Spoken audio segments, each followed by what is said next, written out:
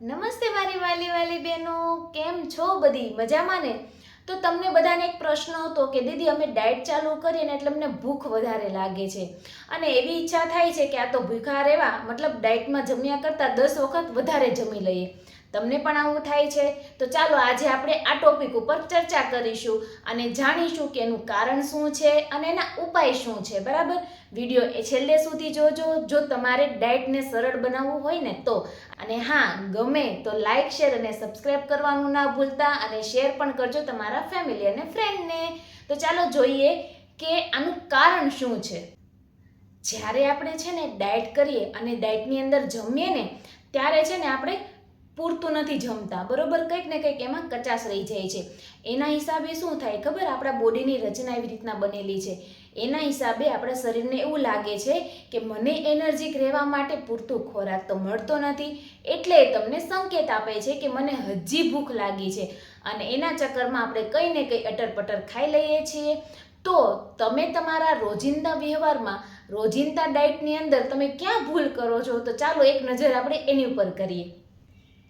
આપણે ડાયટની અંદર કાર્બ્સ જરૂર લેવા જોઈએ. કાર્બ્સ મતલબ રોટલી, રોટલો, ભાત, પછી મકાઈ જેવી બધી જે કાર્બ્સ જેમાંથી આપણે રોટલી બનાવીને ખાઈ શકીએ અથવા તો રોટલો બનાવીને ખાઈ શકીએ એ વસ્તુનો ઉપયોગ વધારે કરવો જોઈએ.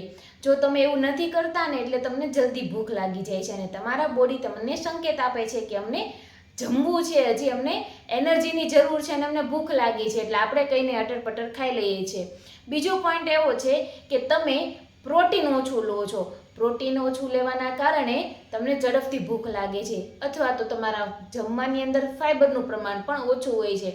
ફાઈબર એટલે તમારા કહેવાય ને કે ફળો, શાકભાજી, સલાડ એ બધામાંથી તમને ફાઈબર મળે. ચિયા સીડ્સ છે, આ બધાની અંદર ફાઈબરનો સારો એવો સ્ત્રોત હોય છે જે તમને લોંગ ટાઈમ સુધી આમ કહેવાય ને પેટ ભરેલું રાખે છે અને ભૂખ નથી લાગવા દેતા. તો એ તમારે લેવું જોઈએ. બીજું એ કે તમે ઊંઘ ઓછી લો છો. ઊંઘ ઓછી લેવાના કારણે પણ હોર્મોન ઇનબેલેન્સિંગ થાય છે અને તમને ભૂખની ક્રેવિંગ્સ થાય છે.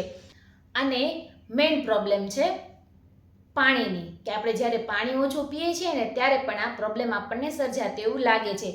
તમે એક વખત તમારા મનને પૂછજો કે હું દિવસ દરમિયાન કેટલું પાણી પીઉં છું.